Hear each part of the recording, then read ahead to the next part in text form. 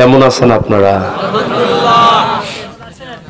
আলহামদুলিল্লাহ, আল্লাহ তাআলা আমাকে অনেক ভালো রেখেছেন, আমি ভালো আছি। তবে একটু আগেই বলে নিই, আমি অসুস্থতার ভিতরে আছি, আল্লাহ তাআলার নিয়ামতের অসুস্থতায় আছি। প্রায় তো 15 দিন হয়েই গেল।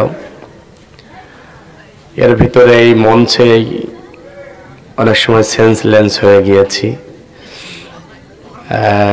রানিং মাসের 1 তারিখে ঝিনাইদহ থেকে অসুস্থ, আমরা বক্তারাও যে অসুস্থ হই, বাল্য অসুস্থ করেন, এটা দেশের মানুষ বিশ্বাস করে না, কমিটিও বিশ্বাস করে না যে হুজুররা অসুস্থ হবে কে, বক্তা খালি ওয়াজ করে বেড়াবে, এরা আবার অসুস্থ হওয়া লাগবে কেন?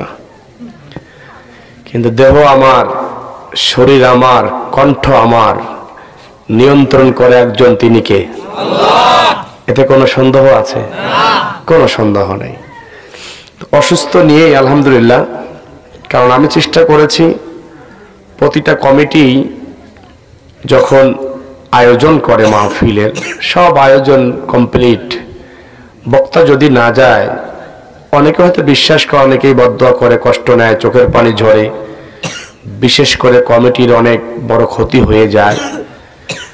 ওই জায়গা থেকে কষ্ট করেই আসি, গাড়িতে শুয়ে পড়ে প্রোগ্রামে আসতে হয়। এসে কমিটিকে বলি, বোঝার চেষ্টা করে কমিটি, অনেক কমিটি বোঝে না। তারপরেও আল্লাহ তাআলাকে বলেছে, আল্লাহ অসুস্থ শরীর নিয়ে যাচ্ছি, আমার কিছু বলার নাই, বাকিটা তোমার দায়িত্ব। এসেছি, যত সময় পারি থাকবেন তো ইনশাআল্লাহ? অনেকের চাওয়া হয়তো বেশি সময়, কত সময় পারবো জানি না, তো যতটুকু পারি কোরআনকে সামনে রেখে প্রেক্ষাপটকে মেলায় দিয়ে কিছু কথা বলার চেষ্টা করব ইনশাআল্লাহ। প্রথমেই কমিটি, শ্রোতা, এলাকাবাসী সবার কাছে ক্ষমা চেয়ে নিচ্ছি, হয়তো কত সময় পারবো জানি না। এই জায়গায় বসে বলছি, আল্লাহ, আল্লাহকে সাক্ষী রেখে বলছি, আমার প্রচন্ড মাথা ব্যথা করছে, প্রচন্ড মাথা ব্যথা করছে। হয়তো অন্য কোনো হুজুর হইলে ফোনটা টুস করে অফ করে দিয়ে বলতো যে আসতে পারছি না, কারণ তার অগ্রিম আগে 20,000 নেওয়াই আছে। আমি যদি ফোন বন্ধ করে অসুস্থর কথা বলে যদি না আসতাম, কমিটিকে বলতাম, যদি না মানতো, ফোন অফ করে রাখলে কমিটি আমাকে ধরবে কোনোই ছিল না, কারণ আমি কমিটির কাছ থেকে 1 টাকাও নেই নাই, সভাপতি সাহেব 1 টাকাও নেই নাই, কারণ আমি ক্লিয়ার করে নিই, অগ্রিম 1 টাকা গ্রহণ করি না। অনেকে জোর করে আমার বিকাশ নাম্বারে টাকা পাঠায় দিত, আমি বিকাশ নাম্বারটাই চেঞ্জ করে ফেলাইছি, কারণ আমি অগ্রিম টাকা নিয়ে মাহফিল করতে চাই না। মাহফিলে কন্ট্যাক্ট করার পক্ষে বিপক্ষে অনেক মাসলা মাসাইল আছে, আমি ওদিকে যাব না, বিতর্কিত দিক যাব না। আমি ব্যক্তিগত মত, ব্যক্তিগত আমার চিন্তা ভাবনা, কন্ট্যাক্টটা জায়েজ নেই, তবে বক্তাকে ঠগানো জায়েজ আছে। হ্যাঁ, কয় না, ঠগানো জায়েজ নেই। হ্যাঁ রে, ঠগানো জায়েজ না, এটা আমরা সবাই বিশ্বাস করি, কিন্তু ঠগায় কি ঠগায় না? বক্তাকে ঠগায়, অনেক ঠগায়। কমিটির মাহফিলে লক্ষ লক্ষ টাকা কালেকশন হয়, বক্তাকে দেওয়ার সময় বলো, হুজুর কিছু মনে নেন না, এবার কালেকশন কম, আপাতত নেন, সামনের বছর ইনশাআল্লাহ আমরা দেখবো না। কালেকশন কিন্তু মঞ্চ কালেকশন 5 লাখ নগদ। আজ পর্যন্ত কোন কমিটির আমি বলা শুনলাম না যে হুজুর দিতে চাইছিলাম এত, কিন্তু 5,000 টাকা বেশি দিলাম, কারণ মাহফিলে অনেক বেশি কালেকশন হয়েছে, এরকম কোন কমিটি বলে? বলে না। যাই হোক, আমার ওই কথাগুলো না, আমি আসলে ভালোবাসার জায়গা থেকে এসেছি। এখানে একবার এসেছিলাম মনে পড়ে, ভালোবাসার জায়গা থেকে এসেছি, কোরআন থেকে কিছু কথা বলার জন্য এসেছি। আমি অসুস্থ মানুষ, আল্লাহ তাআলার কাছে দোয়া করবেন, আল্লাহ যেন সুস্থ করে দেন, ভালো করে দেন। রাতেই আবার ব্যাক করে চলে যাব, ফজরের পরে আমাদের কিছু পার্সোনালি কিছু প্রোগ্রাম রয়েছে, ওই জন্য অ্যাটেন্ড করতেই হবে সেখানে। আল্লাহ তাআলা বক্তা, শ্রোতা, কমিটি সবাইকে কবুল করুন, বড় আমিন। ইন্নাল হামদালিল্লাহ إن الحمد لله نحمده ونستعينه ونستغفره ونؤمن به ونتوكل عليه ونعوذ بالله من شرور أنفسنا ومن سيئات أعمالنا من يهدي الله فلا مضل له ومن يضلله فلا هادي له ونشهد أن لا إله إلا الله وحده لا شريك له ونشهد أن سيدنا وحبيبنا ومولانا محمدا عبد الله ورسوله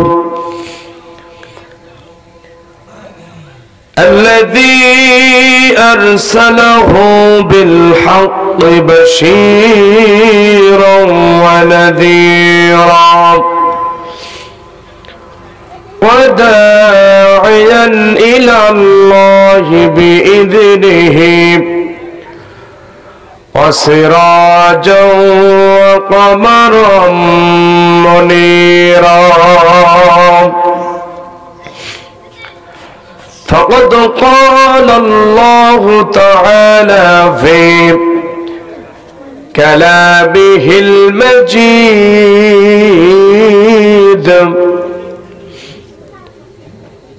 وفي الفرقانه الحميد সবাই পড়ি আউযু বিল্লাহি মিনাশ শাইতানির রাজীম বিসমিল্লাহির রাহমানির রাহিম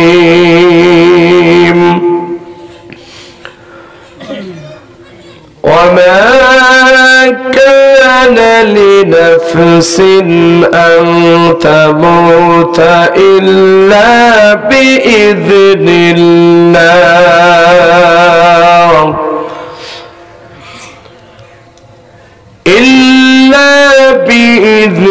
الله كتابا مؤجلا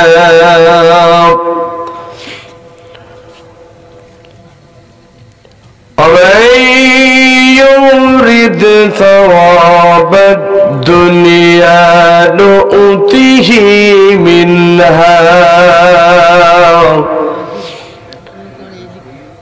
ومن يرد ثواب الآخرة نؤته منها وسنجزي الشاكرين.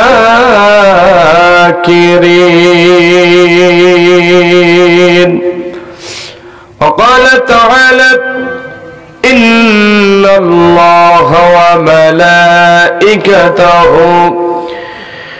يصلون على النبي يا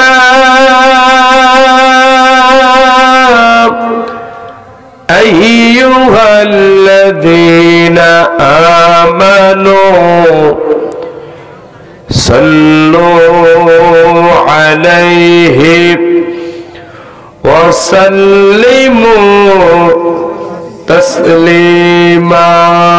اللهم صل على محمد وعلى آل محمد كما صليت على إبراهيم وعلى آل إبراهيم إنك حميد مجيد اللهم بارك على محمد وعلى آل محمد كما باركت على إبراهيم وعلى آل إبراهيم إنك حميد مجيد আমাকে শহীদ করে সেই মিছিলে শামিল করে নিও বলুন আমিন আমাকে শহীদ করে সেই মিছিলে শামিল করে নিও যেই মিছিলের নেতা কাদের মোল্লা আল্লামা সাইদি সবার ছিল যারা অতি প্রিয় শামিল করে নিও শামিল করে নিও সাইদ কুতুব হাসানুল বান্না সেই মিছিলে হলো গণ্য শহীদ মুজাহিদ মীর কাসেম আলী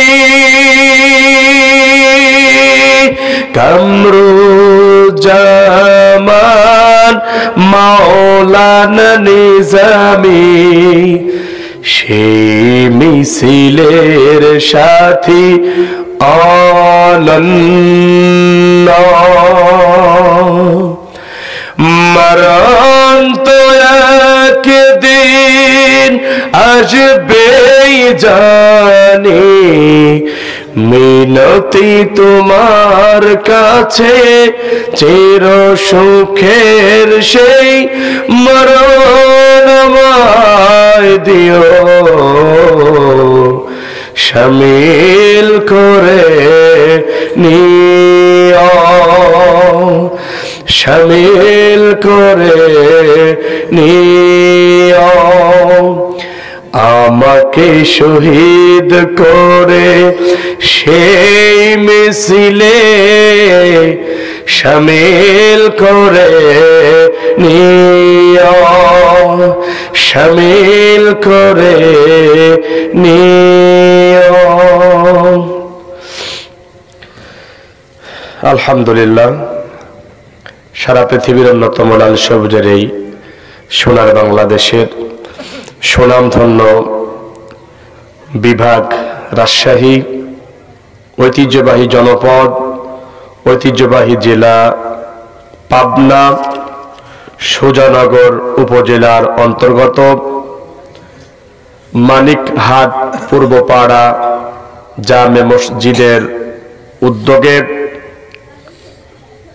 ঐতিহাসিক তাফসিরুল কোরআন মাহফিল 2025 উক্ত মাহফিলের সম্মানিত সুযোগ্য শ্রদ্ধাভাজন সভাপতি প্রধান অতিথি বিশেষ অতিথিবৃন্দ বিশেষ আলোচকবৃন্দ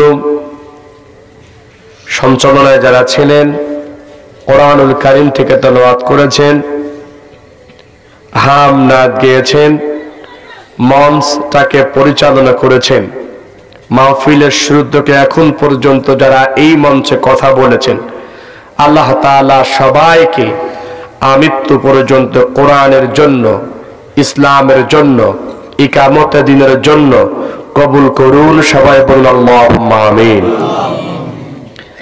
সময় সংক্ষেপ, এজন্য আমি সবার নাম মেনশন করি নাই। আমার আগের বক্তাগুলো আমি দেখেছি নাম বলেছে, এজন্য আমি বলি নাই। এজন্য কেউ কষ্ট নিয়েন না যে হুজুর আমার নামটা বললেন না কেন। আজকের মাহফিলের প্রধান আকর্ষণ যারা আমার সামনে বসা, অত্র জনপদের তাওহীদ প্রেমিক, কোরআন প্রেমিক মানুষের একাংশ, পর্দার আড়ালে আমার সম্মানিতা মা ও বোনেরা, মাইকের আওয়াজ যতদূর যাচ্ছে সবার প্রতি আমি একজন অযোগ্য, অদক্ষ, কোনো ইলম কালাম যোগ্যতা কোনোটাই আমার নেই, যোগ্যতাহীন একজন ব্যক্তি অত্র জনপদের যোগ্য ব্যক্তিদেরকে যারা আমার সামনে এবং পর্দার আড়ালে বসে আছেন সবাইকে হৃদয় নিংড়ানো ভালোবাসা এবং সুন্নতি মোতাবেক অনুযায়ী সালাম জানাচ্ছি, আসসালামু আলাইকুম ওয়া রাহমাতুল্লাহ। আমরা শুরুতেই সেই মালিকের আলিশান দরবারে কালিমাতুশ শুকর আদায় করি যে আল্লাহ তাআলার একান্ত মেহেরবানিতে অনুগ্রহে দ্বিতীয়বারের মতো এই নতুন বাংলাদেশে উন্মুক্ত ময়দানে যে রব্বে কারীম আমার মতো একজন অযোগ্য ব্যক্তিকে আজকের এই ময়দানে কবুল করে দু চারটা কথা বলার জন্য সুযোগ করে দিয়েছেন। আপনাদের মতো যোগ্য ব্যক্তিদেরকে রাতের ঘুম হারাম করে দিয়ে সুন্দর বিছানাকে ত্যাগ করে দিয়ে এই ধুলার বিছানায় যে রব্বে কারীম কবুল করেছেন, আমরা খুশি না বেজার? যদি খুশি হয়ে থাকে আল্লাহর দরবারে শুকরিয়া আদায় করি, বলে আলহামদুলিল্লাহ। শত কোটি দরুদ আর সালাম মানবতার মুক্তি, মানবতার দিশারি সাইয়্যিদুল মুরসালিন রাহমাতাল লিল আলামিন খাতামান নবিয়্যিন, যিনি ছিলেন একাধারে মদিনার প্রেসিডেন্ট, বিচারপতি, সেনাপতি, সফল রাষ্ট্রীয় নায়ক। কথা কোন ঠিক কিনা? রাসূল যে প্রধানমন্ত্রী ছিলেন এতে কারো দ্বিমত আছে? সবাই কি শিওর যে রাসূল ছিলই প্রধানমন্ত্রী? শিওর? রাসূল যে বিচারপতি ছিলেন এটাও কি শিওর? রাসূল যে রাষ্ট্রপতি ছিলেন এটাও কি শিওর? প্রধানমন্ত্রীগিরি করতে হলে কি রাজনীতি করা প্রয়োজন আছে না নাই? কথা বল না কেন? এই জায়গা চুপ হয়ে গেছে। প্রধানমন্ত্রিত্বগিরি করতে গেলে রাজনীতির প্রয়োজন আছে না নাই? রাজনীতির প্রয়োজন আছে বিধায় বিশ্বনবী রাজনীতি করে মদিনার পার্লামেন্ট গঠন করেছিলেন, ঠিক কিনা? তো ওই রাসূলের উম্মত বলে দাবি করেন, ওই রাসূলের আদর্শ বুকে ধারণ করেন, লালন করেন। অথচ আমরা যদি রাজনীতি করতে যাই কিছু মুসালাওয়ার ট্যাক্কওয়ালার কলিজায় আঘাত লাগে কি লাগে না? কারণ ওই যুগেও যখন বিশ্বনবী কালেমার দাওয়াত দিচ্ছিলেন, ইসলামের দাওয়াত দিচ্ছিলেন, আবু জাহেল সহ্য করতে না পেরে 13 বছর জুলুম করলেন, মক্কায় অত্যাচার করলেন, সাহাবাজ বাহিনী জীবন দিলেন, সাহাবাজ রক্ত ঝরলো, দেশ ত্যাগ করলো, পাঁচিল কাছতে ঝুললো, তাদেরকে গুম করা হলো, দেশ থেকে বের করে দেওয়া হলো। কথা কোন ঠিক কিনা? বন্ধুরা আমার, 13 বছর বিশ্বনবীকে মারার পরেও আবু জাহেল দেখলেন বিশ্বনবী তো থামে না, বিশ্বনবী তো থামছে না, বিশ্বনবী তো তার দাওয়াতি কাজ চালিয়েই যাচ্ছে। আবু জাহেলের এক চামচা গিয়ে বলল, নেতাজি খালি কি এই গণভবনে বসে থাকলেই হবে? গণভবন বলতে আমি মনে করি না ঢাকার ডাল, মানে আবু জাহেল যেখানে বসেছিল ওটার নাম গণভবন না? কথা কয়টা? ওরাও গণভবন। আমার কথা কি বুঝতে কষ্ট হচ্ছে? আমি বলে একটু কড়া কথা বলি বিধায় আমার আগের যে শিল্পী সে কড়া গজলে দিয়ে গেছে। হুজুররা জিজ্ঞাসা করলো কি গজল গাবো, কই হুজুর জিহাদি, তুমি জিহাদি দাও। তা আপনারা কষ্ট নিচ্ছেন আমার কথা? আবু জাহেল গণভবনে বসে আছে, আবু জাহেলের কিছু কর্মী যাই বলছে, তুমি যেখানে বসে আছো তোমার ভাতিজা মোহাম্মদ সম্পর্কে কোন আইডিয়া আছে? কয় হে, কয় সেটা তার দিনের কাজ করছে, ভালো কাজ করছে। কয় শুধু ভালো কাজ না, তোমার বিরুদ্ধে বলছে, তোমার বিরুদ্ধে মানুষের কাছে বোঝাচ্ছে। আবু জাহেলকে আমার বিরুদ্ধে বোঝাচ্ছে মানে? কয় হে, তোমার বিরুদ্ধে তো বোঝাচ্ছে। আবু জাহেলের মাথা পাগল হয়ে গেছে। এরা বিশ্বনবীকে ডাকা হলো, এদিকে আসো। তুমি নাকি আমার বিরুদ্ধে বিভিন্ন জায়গা প্রচার করে বেড়াচ্ছ যে আমি খারাপ, হ্যান ত্যান, ৭-১৭, আমি ভোট চুরি করেছি, করেছি ৭-১৭, বিচার ফাইসালা ভালো মতো করি না, পক্ষপাতিত্ব করি, দলীয়করণ করি। বিশ্বনবী কয়, আল্লাহর কসম করে বলছে কথা আমি কই নাই, আমি আপনার বিরুদ্ধে কেন বলবো? ওই লোকের দায় দিকে তুই তো কলি যে আমার বিরুদ্ধে বলেছে। আপনার বিরুদ্ধে ওইভাবে বলি নাই, সে কোরআন দিয়ে কিছু কথা বলেছে। কি বলেছে? ومن لم يحكم بما أنزل الله فأولئك هم الكافرون فأولئك هم الظالمون فأولئك هم الفاسقون।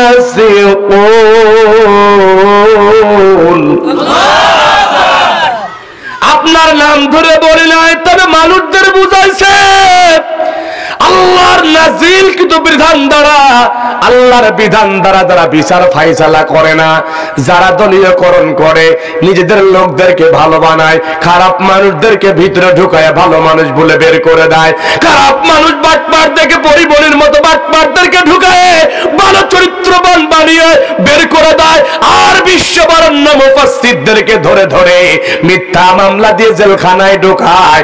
উনি বলেছেন যারা কোরআন অনুযায়ী বিচার করে না তারা কাফের, তারা ফাসিক, তারা জালেম।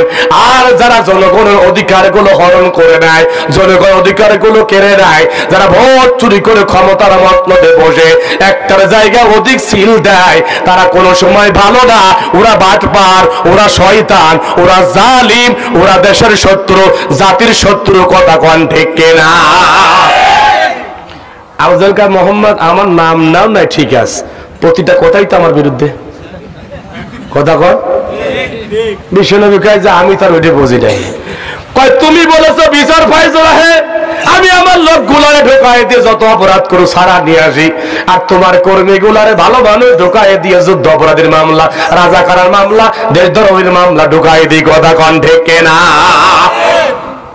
তা আমি তো এইগুলো করি, আমি তো ভোট চুরি করে, আমার দলীয় ক্যাডার তো ভোট চুরি করে। তা আমি তো, তুমি আমার নাম নাও না, কিন্তু আমি যা করেছি তাই তো বলেছো। বিশ্বনবীকে নাম নিয়েছে। ও বন্ধু, আমরাও তো কোরআনের ময়দানে নাম নিই না। আল্লাহর কোরআন দ্বারা যখন বোঝাই এই পৃথিবীতে যদি কেউ রাজনীতি করে তার রাজনীতি হবে কোরআন দ্বারা। এই কোরআন দ্বারা আগামী দিনে ইউনিয়ন পরিষদ পরিবর্তন করতে হবে, এই কোরআন দ্বারা আগামী দিনে উপজেলা পরিষদ পরিবর্তন করতে হবে, এই কোরআন দ্বারা আগামী দিনে এমপির কার্যালয় পরিবর্তন করতে হবে, এই কোরআন দ্বারা আগামী দিনে মন্ত্রী কার্যালয় পরিবর্তন করতে হবে, এই কোরআন দ্বারা ওসি, ডিসি, এসপি সবগুলা পরিবর্তন করতে হবে, এই কোরআন দ্বারা গণভবন পরিবর্তন করতে হবে, এই কোরআন দ্বারা সব জায়গা পরিবর্তন করে আল্লাহর কোরআনের বিধান প্রতিষ্ঠা করতে হবে। এই কথা যখন বলি, কোন মুসালাওয়ার টাইক্যওয়ালা গোলা বলে ওই কুষ্টিয়ার কালা হুজুর এসেছিল, ও সে শুধু অমুক দলের পক্ষে আর রাজনীতি করে গিয়েছে। কথা কোন ঠিক কিনা? আছে না নাই? নামাজের কথা বললে কোনো সমস্যা নাই, রোজার কথা বললে কোনো সমস্যা নাই, যাকাতের কথা বললে কোনো সমস্যা নাই, হজের কথা বললে কোনো সমস্যা নাই, দান সাধ্যের কথা বললে কোনো সমস্যা নাই। আল্লাহর কোরআন দ্বারা সমাজ বিনির্মাণ করতে হবে, এ কথা বললেই মানুষের কলিজায় লাগে কি লাগে না? যাদের কলিজায় লাগে মনে করতে হবে উতুল্লিম বাদা যালিকা জালিম। আল্লাহর কোরআন বলে ওদের জন্মের ঠিক নাই। কথাকার এত কিছু বলার পর বলবেন হুজুর এ কথাগুলো না বললে হয় না? ও বন্ধু, আমি যদি না বললে হয়, আপনারা একটা প্রধান উপদেষ্টার কাছে একটা দরখাস্ত দেন যে আমরা কোরআনের কিছু আয়াত মানি আর কিছু আয়াত মানি না, এই আয়াতগুলো কাট ছাট করে দিতে হবে। পারবেন এটা করতে? তো যদি না পারেন তাহলে জিহাদের আয়াতগুলো আমরা বললে সমস্যা কোথায়? আছে আছে তো বটেই। কি কষ্ট নিচ্ছেন বলেন? বন্ধুরা আমার, বিশ্ব নবী আবু জেহেল আর সহ্য করতে না পেরে এইবার আবু জেহেল সিদ্ধান্ত নিলে, দাঁড়াও, তোমার 13 বছর আমরা অনেক ছাড় দিয়েছি, অনেক কিছু করেছি, তুমি যখন শুনলাই না, তোমার কিভাবে ঘায়েল করতে হয় সেটা ভালো করেই জানে। এইবার বিশ্বনবীর বিরুদ্ধে অবস্থান নিলেন। ও বন্ধু, অবস্থানটা এমন ছিল, আল্লাহ কোন জানিয়ে দিলেন, وقال الذين كفروا لا تسمعوا لهذا القرآن والغوا فيه لعلكم تغلبون الله أكبر। এইবার আবু জাহেলের পক্ষ থেকে সিদ্ধান্ত আসলো, যেখানে মাহফিল, যেখানে তাফসীর চলবে, কোরআনের বয়ান চলবে, তালিম চলবে, সেখানে তোমরা পাশে যাও, হট্টগোল বাঁধাও, গ্যাঞ্জাম বাঁধাও, হাতে তালি দাও। ও বন্ধু, ওই সময় 144 এর জারির এই পন্থাগুলো ছিল। ওই যুগে 144 জারি কিন্তু এইভাবে হতো না, আমরা যেমন 44 ধারা করে, ওই সময় 44 ধারা ছিল, যেখানে কোরআনের মাহফিল হবে, হাতে তালি বাজাও, গ্যাঞ্জাম বাঁধিয়ে দাও, হট্টগোল সৃষ্টি করে দাও, এমন বিশৃঙ্খল করবা যাতে কোরআনটার বলতে না পারো, অসুবিধা ফেস করে। এই পন্থা অবলম্বন করলে হয়তো আমরা সফল হব। আল্লাহ কয়, বিশ্ব নবী মোহাম্মদ রে চিন্তা করো না, এই পন্থা অবলম্বন করে যারা, আমার ভাষায় হলো কাফের, তারা কথা কোন ঠিক কেনা। কাফেররা ষড়যন্ত্র করেছে তোমার কোরআন বন্ধ করে দিবেন না, এটা পারবে না, পারবে না, পারবে না। ওরা বন্ধ করার পরিকল্পনা করেছে, আর আমার পরিকল্পনা হলো আমার কোরআন একদিন পার্লামেন্টে নিবই, কথা কোন ঠিক না। ও বন্ধু, আবু জাহেল সিদ্ধান্ত নিয়ে তার পরিকল্পনা বাস্তবায়ন করতে পারে নাই। আমরাও দেখেছি 15 বছর 7 বার ধরে এই বাংলাদেশের আলেমদেরকে জেলখানায় ঢুকেছে, দেশ থেকে বের করে দিয়েছে, আইনা ঢুকে দিয়েছে, ফাঁসির কাস্টে ঝুলিয়ে দিয়েছে। পাবনা তার দৃষ্টান্ত উদাহরণ। ও বন্ধু, পাশে আমাদের রাহবার মাওলানা মতিউর রহমান নিজামীকে ফাঁসির কাস্টে ঝুলিয়ে দিয়েছিল। এই মানুষগুলা চেয়েছিল হয়তো শেষবারের জন্য একটু জানাজা করে, একটু দাফন করে আসি, মাটিটা দেই। ওই কুলাঙ্গার, ওই জালিমরা সেটাও করতে দেয় নাই, কথা কোন ঠিক না। আর যারা বলো ঠিক না, আমরা দেখেছি কোরআনের পাখি আল্লামা সাইদিকে 13 বছর জেলখানায় রেখে তারপরও জালিম ক্ষান্ত হন নাই। ভারতের প্রেসক্রিপশনে ছাত্রলীগের ডাক্তার দ্বারা 20 প্রয়োগ ইনজেকশন পুশ করে মেরে দিয়েছে। সর্বশেষ এদেশের জনগণ চাইল হয়তো শেষবারের বিদায় জানাবো, দাদাই যাব, একটু দাফন কাপন মাটি দিব, ওই জালিম তাও করতে দিল না। আল্লাহ কয়, তুই আলেমদের মাটি দিতে দিস নাই, দাদা করতে দিস নাই, আমি আল্লাহ বাংলাদেশ থেকে তোর এদেশ থেকে লাথি মারে কেদায় দিয়ে কিয়ামত পর্যন্ত 1 শতাক জায়গাও তোর জন্য বাংলাদেশে থাকবে না, কথা কার কাছে সব ইয়াদ আছে দেখতেছি। কি আছে জনসভা না কি বললে বলছে, এরকম একটা শব্দ, এরকম একটা শব্দ আসছে, জনসভা না কি বলে বলছে।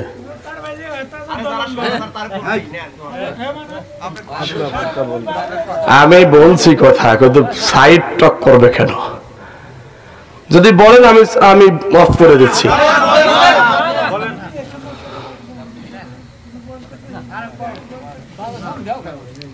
জনসভা, শোনেন, জনসভা আর তাফসীর মাহফিলে কি বোঝেন আপনি? যে জনসভায় আল্লাহর কোরআন দ্বারা কথা হয় না, ওই জনসভা জায়েজই নাই, কথা কন না কেন?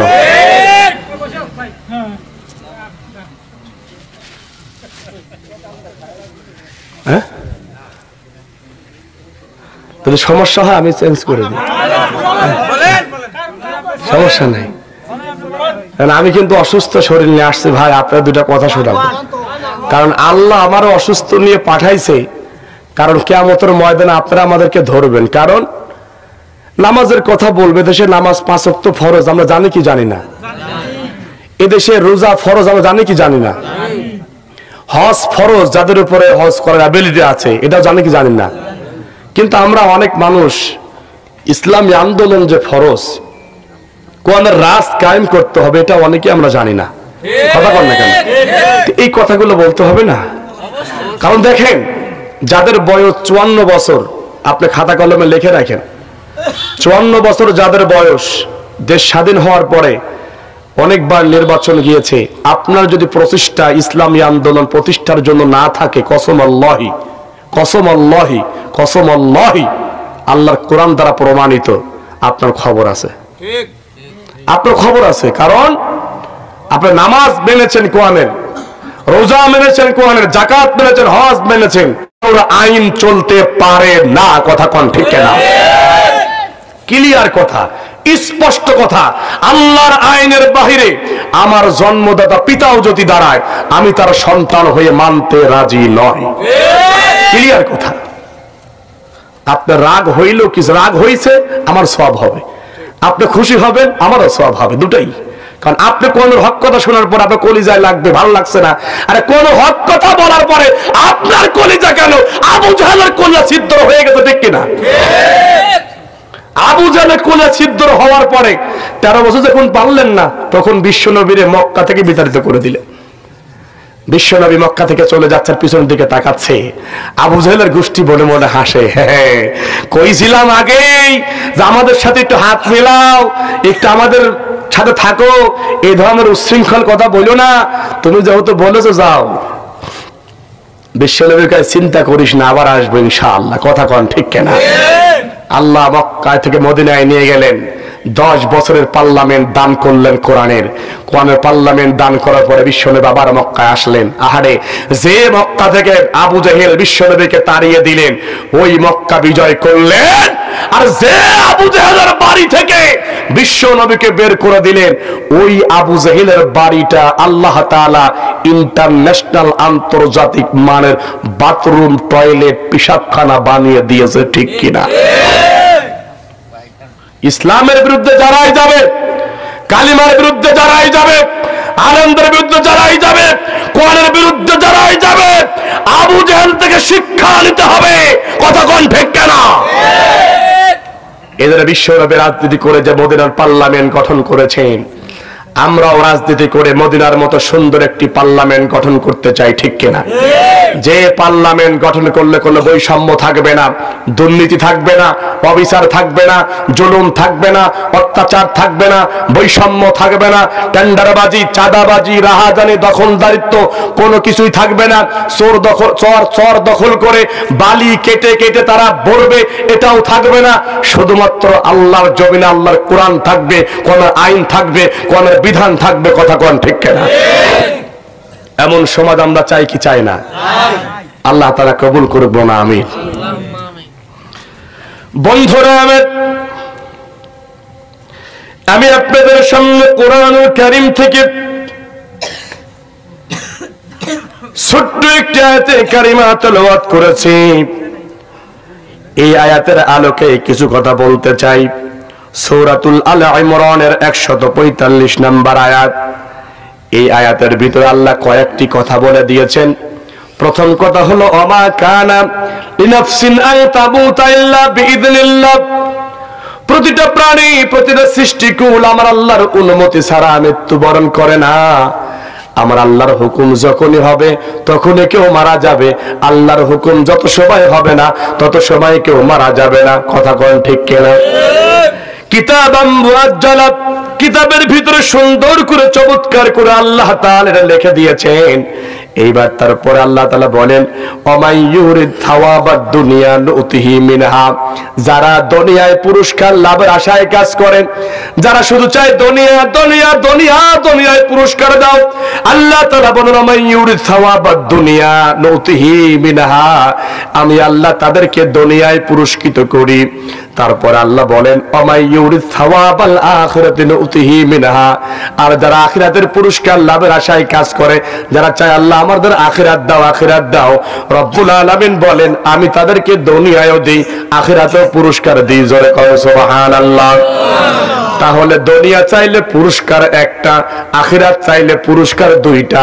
আমরা পুরস্কার একটা চাই না দুইটা চাই? দুনিয়া চাই না আখিরাত চাই?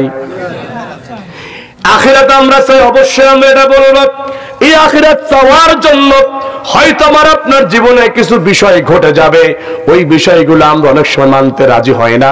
ওই কথাগুলো আমি একটু আপনাদের বুঝাই দিয়ে যাব। ও বন্ধু, যারা যারা আখিরাত চায়, এই আখিরাত পেতে গেলে একটু কষ্ট করা লাগবে কি লাগবে না? সবাই বলেন, কষ্ট করা লাগবে কি লাগবে না? বন্ধুরা আমার, এই আখিরাত চাওয়ার জন্য আমি আপনাদের কাছে ছোট্ট একটি প্রশ্ন করব। এই যে আমার হাতে কোরআনটি দেখছেন, এই কোরআন নাজিল হয়েছে আগে না হযরত ইব্রাহিম আলাইহিস সালাম, হযরত নূহ আলাইহিস সালাতু ওয়াস সালাম, হযরত মূসা আলাইহিস সালাতু ওয়াস সালাম? আমি অসংখ্য নবী রাসূলদের ভিতর থেকে তিনজনের নাম উচ্চারণ করেছি। এই তিনজনের জন্ম আগে না কোরআন নাজিল হয়েছে আগে? ভালো করে বলেন, বোঝেন নাই মনে হয়। হযরত নূহ আলাইহিস সালাতু ওয়াস সালাম, হযরত মূসা আলাইহিস সালাতু ওয়াস সালাম, হযরত ইব্রাহিম আলাইহিস সালাতু ওয়াস সালামের জন্ম আগে না কোরআন নাজিল হইছে আগে? আমরা কি মুসলমান হয়েছে?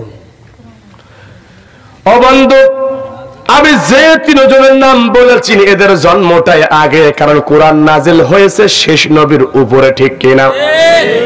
অসংখ্য নবী রাসূলদের ভিতরে শেষ যে নবী এসেছেন, ও বন্ধু, আমাদের কলিজার টুকরা বিশ্ব নবী জনাবি মুহাম্মদুর রাসূলুল্লাহ সাল্লাল্লাহু আলাইহি ওয়াসাল্লামের উপরে কোরআন নাজিল হয়েছে, ঠিক কিনা?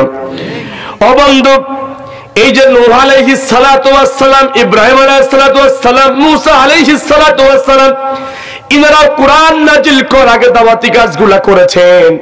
ও বন্ধু, কোরআন যদি পরে নাজিল হয়, এই কোরআনের ভিতরে নূহ আলাইহিস সালামের নাম আছে না নাই? মূসা আলাইহিস সালামের নাম আছে না নাই? ইব্রাহিম আলাইহিস সালামের নাম আছে না নাই? কেন আছে? কোরআন তো নাজিল হলো পরে, আগের ঘটনা কেন ঢোকালো? তার কারণ আছে না নাই? ও বন্ধু, কারণটা আমাদের জানতে হবে। ইসলামের পথে, কালিমার পথে দাওয়াত আমাদের দিতে হবে। এই বাংলাদেশে দাওয়াতি কাজের অনেক সিস্টেম চালু আছে, এই বাংলাদেশে দাওয়াতি কাজের অনেক পন্থা চালু আছে। ও বন্ধু, পন্থাদের ভিতরে একটা পন্থায় তাফসীর মাহফিল দেখছেন? ও বন্ধু, আমি একই কথা বলি, এই মাহফিলে আরেক হুজুর একই কথা বলে, ওই হুজুরের কিছুই বলে না। আমি যখন বলতে যাই আমারে বলে জনসভা চলে, কথা কোন ঠিক কিনা? তার মানে মাহফিল এক, তাফসীর মাহফিল এক, কুরআনও এক, সব এক, কিন্তু কুরআনের ব্যাখ্যার ভিতরে সমস্যা আছে না নাই? আছে, আছে। এই যদি প্রশ্ন করতে চাই, গত 2 বছর আগে হয়তো বলে গিয়েছিলাম, আপনাদের মসজিদে জায়নামাজের দোয়া আছে না নাই?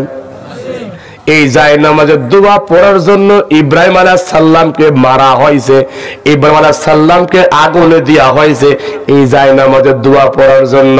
একজন দাঁড়ায় কি বলতে পারবেন, হুজুর দেশ স্বাধীন হওয়ার পর থেকে কোথাও হয়েছে কি না হয়েছে জানি না, পাবনাতে একজন জায়নামাজের দোয়া পড়ার জন্য আগুনে দিয়ে নেয়, মামলা হয়েছে, এরকম কি হয়েছে?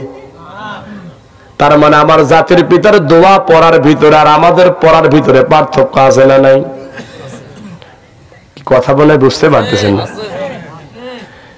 আমরা যে জায়নামাজের দোয়াটা পড়ি, কোন আলেম কি বলতে পারবেন যে ওই দোয়াটা আল্লাহ জায়নামাজের জন্য নাজিল করেছে? পড়ি কে?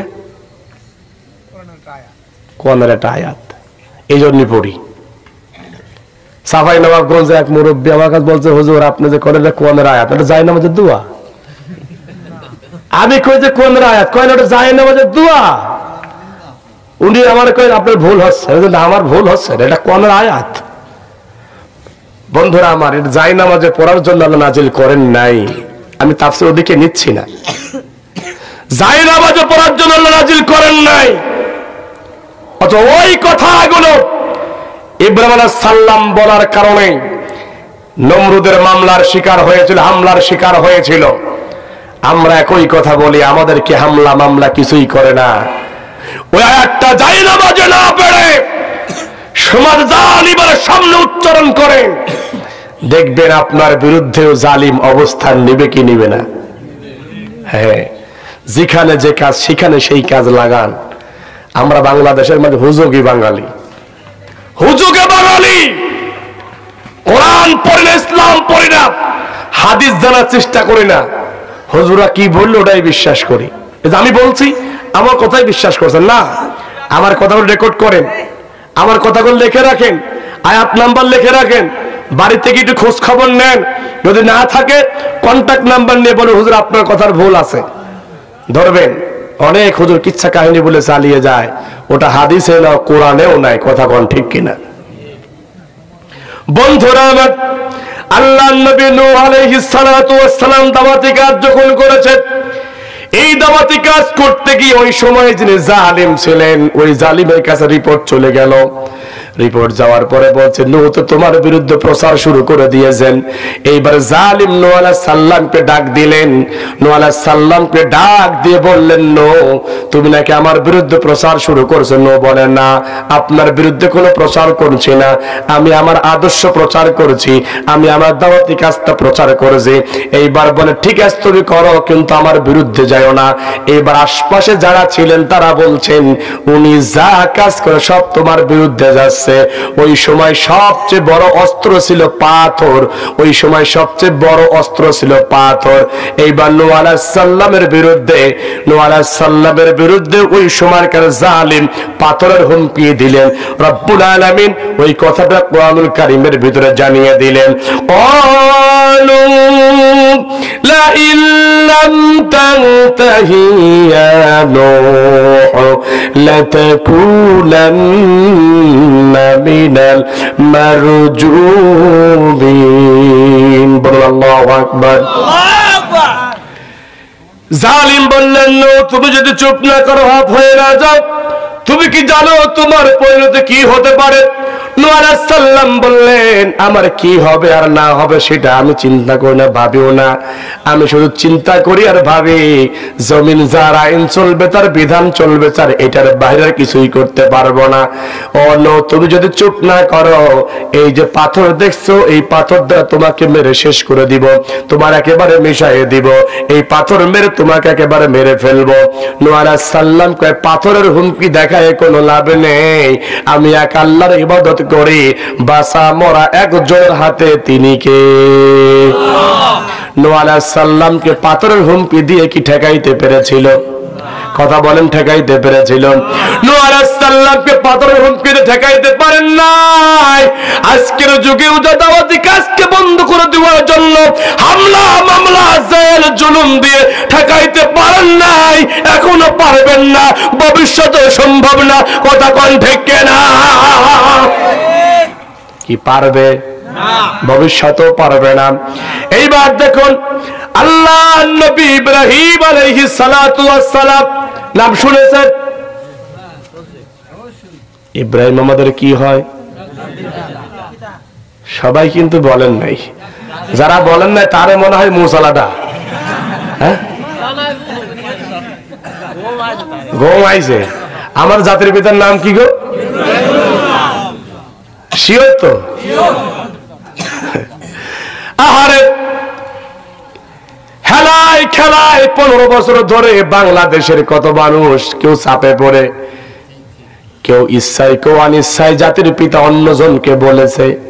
কত হুজুর গরম আমরা বলা দেখেছি, কিন্তু আপনি একটি, আল্লাহ আপনার বিবেক দিয়েছে, চোখ দিয়েছে, একটা বারে চিন্তা করলেন না। আল্লাহ কোরআনে অন্য জনের কথা বলেছেন, তিনি হলেন জাতির পিতা। কোরআনের বিপক্ষে গিয়ে একজন আইন পাশ করে অন্যজনকে বানালেন। কোরআনের বিপক্ষে যদি কেউ যায়, আল্লাহ বলেন সেটা টাটকা কাফের হয়ে যাবে। কথা কোন ঠিক কিনা?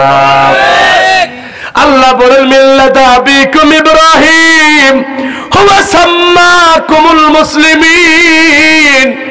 এই মুসলিম জাতির জন্য শুধুমাত্র কেবলমাত্র একমাত্র জাতির পিতা একজন হবে, তিনি আর কেউ নয়। জাতির পিতা হবে, তিনি হলেন আমার ইব্রাহিম খলিলুল্লাহ। কথা কোন ঠিক কিনা? কিন্তু আমরা দেখলাম, হারে এই জায়গায় তারা পরিবর্তন করে দিয়ে এমন একজনকে জাতির পিতা বানিয়ে দিল, যার মুখ আছে, তার দাড়ি নাই, মাথা আছে, তার টুপি নাই, শরীর আছে, তার সুন্নতি লিবাস নাই। কথা কোন ঠিক কিনা?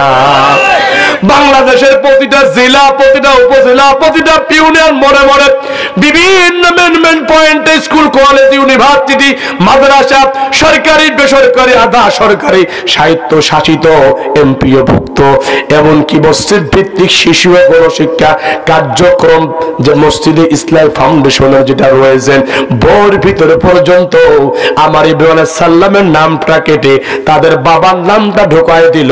15 বছর 7 মাস এদেশের কোটি কোটি কোটি টাকা খরচ করে এই কাজ করে হয়তো ভেবেছিলেন ইব্রাহিম সাল্লামের নামটা মুছে দিয়ে বাংলাদেশের মানুষ ফিরাউনের মতো একেই মানুষ জানবে, এটাই জাতির পিতা। কথা কোন ঠিক কিনা? আল্লাহ কয় শয়তান বাটপার সৎ ফিরাউন তার বইয়ের ভিতরে এই বিষয়গুলো দিয়ে ফিরাউন টিকতে পারে নাই, নমরুদ পারি নাই। তুই তার মামাতো বোন, খালাতো বোন, ফুফাতো বোন, চাচাতো বোন যাই হোক না কেন, তুই বাংলাদেশে 15 বছর 7 মাস ধরে আমার ইব্রাহিমের নামটা কেটে দিয়ে যে কাজগুলা করেছিস, কাজটা ঠিক করিস নাই, ঠিক করিস নাই। আমার আল্লাহর ফয়সালা হলো 2-1 দিনের ভিতরে সারা বাংলাদেশের তোদের তৈরি করা ওই বাটপার পিতারে মাটির সাথে মিশিয়ে দিব। কথা কোন ঠিক কিনা? আছে না নয়? আর 2-4টারে মাটির সাথে মেশায়া না দিয়ে কোনটা পূব পালা, কোনটা দক্ষিণ পালা, কোন উত্তর পালা মুখ খুশে ফেলায় রেখেছে আল্লাহ শিক্ষা নেওয়ার জন্য। আমার ঢাকা থেকে মাহফিল করে যখন রাজবাড়ী হয়ে কালুখালী মোড়ে এরকম একটা আছে, আপনার পূব দিকে মুখ খুশে পড়িয়াস, পূব দিকে কি আছে? মুখ খুশে পড়িয়াস। আমার ড্রাইভার বলতেছে যে হুজুর আমরা সবাই মিলে একটা হাসপাতালের ব্যবস্থা করি, এতদিন পরে রয়েছে। তাই বললাম যে না, ওখানেই থাকুক, ওদের কত সন্তান আছে ওগুলোই নিবি নি। যখনই রাতে যায় কেউ নাই, 2-4টা কুকুর খালি পাশে বসে আছে। আহারে, হাসির খোরাকি নয়। এটা থেকেই বুঝতে হবে ইসলামের বিপক্ষে যারা, কোরআনের বিপক্ষে যারা, কালের বিবর্তনে আল্লাহ তাআলা এদেরকে ঠিক এভাবেই সাইজ করেছে। ঠিক শিক্ষা নেন, ইতিহাস থেকে যারা শিক্ষা নেয় না তাদের কপালে এমনটাই হবে। ঠিক কিনা? আবার লিখে রাখতে পারেন, লিখে রাখতে পারেন বিশ্বনবীর হাদিস দ্বারা প্রমাণিত, কোন জালিম যদি কোন দেশ থেকে একবার বিদায় নেয়, একবার যদি প্রতারিত হয়, ওই জালিম কিয়ামত পর্যন্ত ওই নামে, ওই চেহারায়, ওই সুরতে, ওই চামড়ায়, ওই দল নিয়ে কিয়ামত পর্যন্ত ওই দেশের ভিতরে আর আসতে পারে না। বিশ্বনবীর একেবারে কড়কড়ি সহি কথা। কারণ আমরা দেখে জালিম ছিল ফেরাউন আসতে পারেন নাই, জালিম ছিল নমরুদ আজ পর্যন্ত আসতে পারেন নাই, জালিম ছিল আবু জেহেল, আবু লাহাব আজ পর্যন্ত আসতে পারেন নাই। আমরা এক বাক্যে বিশ্বাস করি, আপনি বিশ্বাস করবেন কি না করবেন সেটা আমার বড় বিষয় নয়। গত 3 দিন আগে আন্তর্জাতিক একটা রিপোর্টে সারা বাংলাদেশের, সারা পৃথিবীর 1 নাম্বার জালিম স্বৈরা শাসকের তালিকায় নাম রাখা হয়েছে যার, তিনি অন্য দেশের নয়, আমার বাংলাদেশেরটা। নাম জানেন? ঈশ্বর দিকে বলছি নাম জানেন? এক মুরব্বী কাছে ওই নাম মুখে নিয়ে মুখ না পাক করতে যায় না। যখন 1 নাম্বার নামের তালিকায় আমি ভাবলাম যে হয়তো ফিরাউনের নামটা 1 নাম্বার আসার কথা, ফিরাউনের নাম নাই, ভাবলাম মনে হয় নমরুদ, নমরুদও নাই, আবু জেহেল, আবু জেহেল নাই। এখন দেখি বাবা ঠেলা, নাম আছে সেইটা। 15 বছর 7 মাস ধরে এদেশে আলেমদেরকে রক্ত চুষে খেয়েছে, আলেমদেরকে গুম করেছে, হত্যা করেছে, নির্যাতন করেছে। বাংলাদেশের এমন কোন গ্রাম, পাড়া, মহল্লা নাই ওই গ্রামে, ওই মহল্লায় ওই জালিমের নির্যাতনের শিকার হয় নাই। কথা কোন ঠিক কিনা?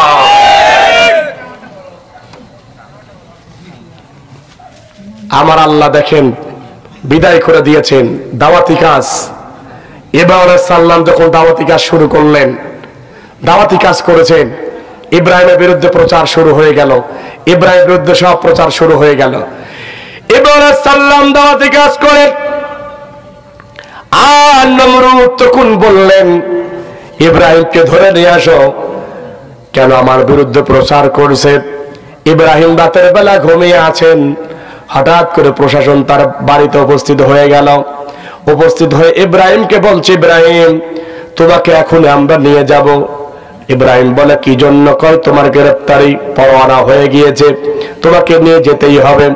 ইব্রাহিম বলছে, আমার কারণ কি? আমার দোষ কি, অপরাধ কি? কখন দোষ জানে না, অপরাধ জানে না। ইব্রাহিম বলে, তোমাদের কে পাঠাইছে? কয় সেটাও জানে না, কিন্তু উপরের নির্দেশ। কোনকার নির্দেশ? উপরের নির্দেশ।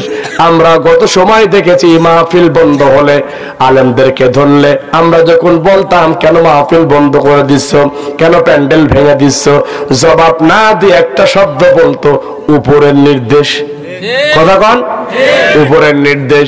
বন্ধুরা আমার, এইবার ইব্রাহিমকে ধরে নিয়ে যাওয়া হলো, নমরুদের কার্যালয়ে ঢুকিয়ে দেওয়া হলো। এইবার দেখে নমরুদ বসে আছে, নমরুদের পাশে ইব্রাহিমের বাবা আজরও বসে আছে। ইব্রাহিম চিন্তা করলেন, আর যাই হোক, যেহেতু বাবা আজর বসে আছে, অত্যন্ত পক্ষে আমার বেশি ক্ষতি হবে না, সমস্যা হবে না, অসুবিধা হবে না। ইব্রাহিম স্বাচ্ছন্দ্যে যা বসলেন। নমরুদ বলে, বাবা ইব্রাহিম তুমি আমার পাশে এসে বসো। এইবার নমরুদ বোঝাচ্ছে, ইব্রাহিম তুমি ছোট মানুষ, তোমার হয়তো বুদ্ধি জ্ঞান নেই, তুমি হয়তো মানুষের প্রলোভনে পড়ে আমাদের বিরুদ্ধে অবস্থান নিয়েছো। তোমার বাবা দেখো আমার একজন কর্মী, যোগ্য কর্মী, আমার পার্সোনাল বডিগার্ড এবং সেক্রেটারি। তুমি তোমার বাবার পথে ফিরে আসো। তোমার বাবার তো বয়স হয়ে যাচ্ছে। আমার একটা চিন্তা ছিল, তোমার বাবার ইন্তেকালের পরে ওই আসন থেকে তোমাকে নির্বাচিত করে নিয়ে আসবো। ইব্রাহিম কয়, চাচা নির্বাচনের লোভ আমাকে দেখায় না, আমি ইব্রাহিম যেটা বুঝতে পেরেছি সেটাই করব। কোন হককে বাদ দিয়ে বাতিলকে আমি প্রতিষ্ঠা করতে চাই না। জমিন যারা আইন চলবে তার, বিধান চলবে তার, একত্ববাদ চলবে তার। একথা বলা দেরি, নমরুদের রাগ হয়ে দেরি হলো না।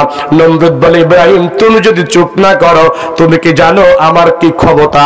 এইবার ইব্রাহিম বলে, আমি জানি আপনার ক্ষমতা, আপনার কি পাওয়ার, কিন্তু ক্ষমতা আর পাওয়ার দেখায় কোনো লাভ নেই, কোনো লাভ নেই, কোনো লাভ নেই। আমি ইব্রাহিম যার ইবাদত করি, সকল ক্ষমতা তার হাতে। কথা কোন ঠিক কিনা? এইবার নমরুদ ইব্রাহিমের বিরুদ্ধে যে অবস্থানগুলো নিয়েছিলেন, রব্বুল আলামিন কোরআনুল কারীমের ভিতরে কত চমৎকার করে জানিয়ে দিয়েছেন। ফামা কানা জাওয়াব কওমিহি ইল্লা আন ক্বালু কতুলুহু আও হাররিকুহু ফাআনজাহুল্লাহু মিনান নার ইন্না ফি যালিকা লাআয়াতিন لقوم يؤمنون।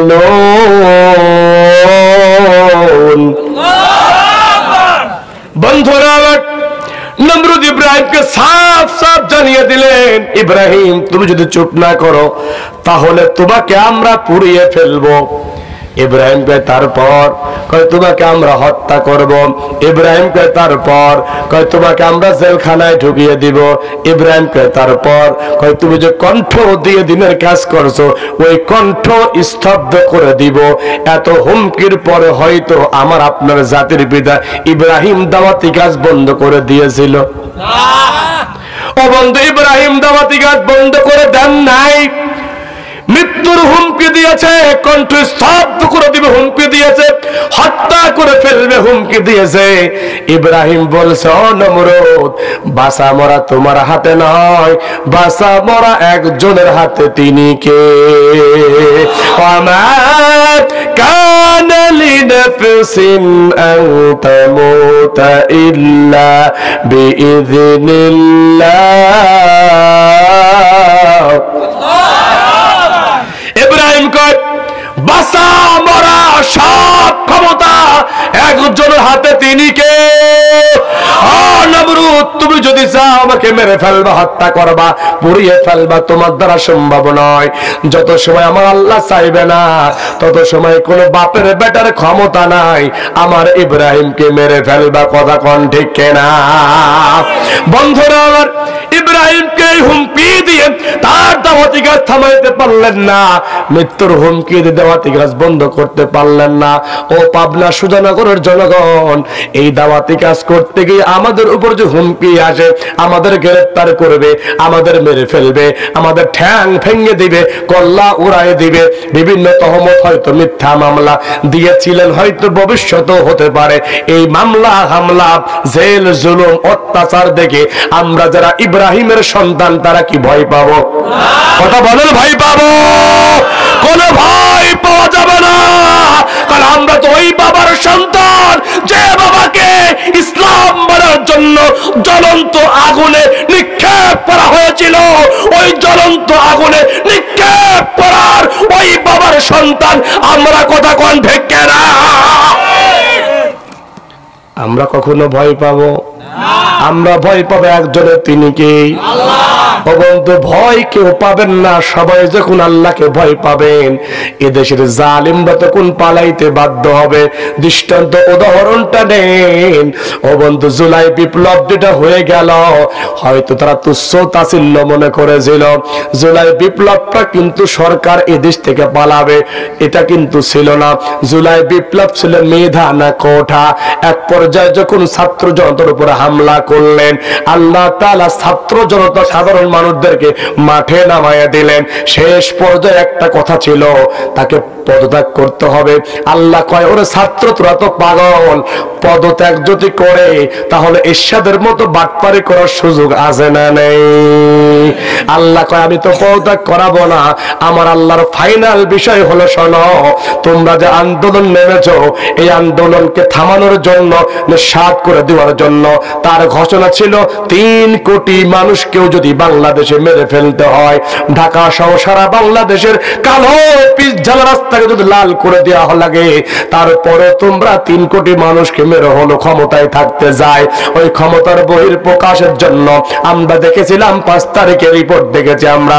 5 তারিখে গণভবনে 12 আইটেমের খাবার রেডি করা হয়েছিল।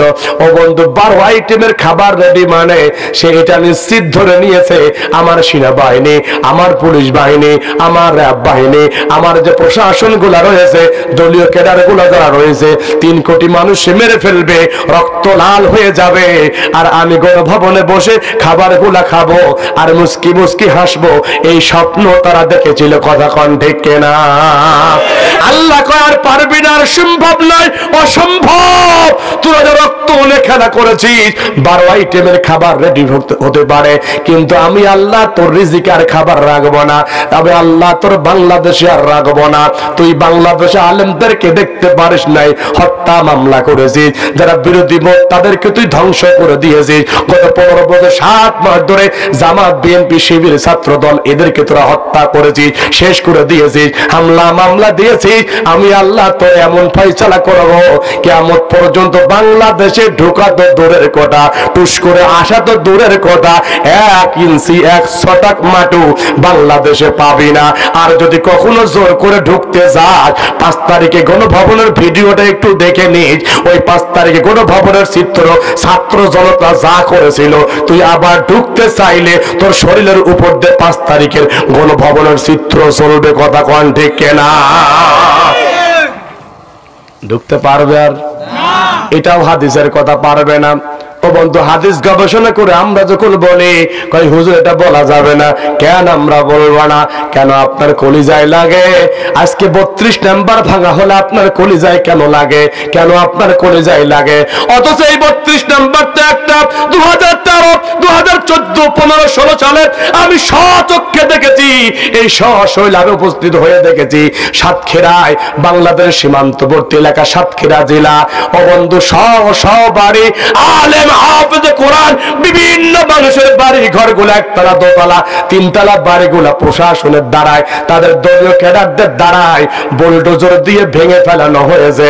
অথচ তোমরা আজকে কয় বছর নাই যেতে বাংলাদেশে প্রশাসন লাগে নাই, যে 32 থেকে, যে শেখ বাড়ি থেকে ইসলামের বিরুদ্ধে তোমরা উচ্চারণ করেছো, আলেমদেরকে ফাঁসির রায় তোমরা নীল নকশা সাজিয়েছো। এদেশের তৌহিদ জনতা ওই 32 কে মাটির সাথে মিশিয়ে দিবে। এটাই বাস্তব, এটাই সত্য। কথা কোন ঠিক কিনা? আপনি কি বলেন? জয়পুর হাটে একজনের সাথে রাত মাহফিল করে ফিরবো। আমি স্টেশনে দাঁড়িয়ে আছি, আমি জয়পুর হাটে মাহফিল করে আবার যাব লক্ষ্মীপুর জেলায়। ট্রেন আসা একটু লেট হচ্ছে, আমাকে তখন বলছে, হুজুর আমরা আয়না ঘরে ছিলাম, আপনি আয়না ঘরের নির্যাতনের কথা যদি শোনেন, আমি আয়না ঘরের কথাগুলো শুনে একেবারে পাগল হয়ে যাচ্ছি, যেটা কেমন করে সম্ভব যে এই নির্যাতনগুলো আয়না ঘরে হতে পারে। কি হইল? কোন সমস্যা হুজুর? সমস্যা হইলে বলেন। জি না, সমস্যা হচ্ছে আমি জানি, কারণ ছাগলের 3 নাম্বার বাচ্চা সব জায়গায় আছে, কথা কয় না। শোনেন বন্ধুরা, আমার ছিলাম ছাত্র দলের বিভিন্ন নেতাকর্মী ছিল, বিএনপি নেতাকর্মী ছিল, জামাত শিবিরের নেতাকর্মী ছিল। আয়না ঘরে নিয়ে গিয়ে হুজুর আমাদেরকে দীর্ঘদিন শরীরে কোনো পোশাক রাখা হতো না, একেবারে ন্যাংটা করে রাখা হতো, কোনো পোশাক থাকতো না। আর পোশাকগুলো খুলে আমাদের যারা ওখানে দেখাশোনা করতো বা আমাদের যারা সাজা দিত, তারা সব ছিল মহিলা। চিন্তা করেছেন? একেবারে ন্যাংটা, বাস্তব কথা বলছি। এবং তাদেরকে যারা সাজা দিতেন, জুলুমগুলা চালাতো, সব ছিল মহিলা। আর এই মহিলাদের এক ম্যাক্সিমাম মহিলা, 2-4টা মহিলা আমার বাংলা কথা শুনেছি, তারা হয়তো বাংলাদেশি, কিন্তু ম্যাক্সিমাম মহিলা বাংলাদেশি না, এরা ইন্ডিয়ার। কারণ উনি বলতেছে বাংলাদেশের মহিলারা হলে জীবনেও এই দায়িত্ব নিত না। কথা কন না কেন? বললে হুজুর শর্ট দিত, আমাদেরকে শর্ট দিত। আমি এই কথা শুনে আমি অনেক কান্না করেছি। কারণ হুজুর আমাদেরকে এভাবে বেঁধে রাখতো, আমাদের হাতে তার লাগাতো কারেন্টের, পায়ে লাগাতো, লজ্জাস্থানেও তার লাগাই দিত এরকম চিমটে মেরে। আর এই কাজগুলো সব মহিলা করতো, এই কাজগুলো সব মহিলা করতো। হাতে লাগাতো, ওখানে লাগাতো, পায়ে লাগাতো, বিভিন্ন জায়গায় লাগিয়ে হুজুর কারেন্টের সুইচটা দিয়ে রাখতো। আপনি চিন্তা করেন তো, মানুষের উপর যত অপরাধী করুক, এত জুলুমকে করে। আমি কথাগুলো শুনে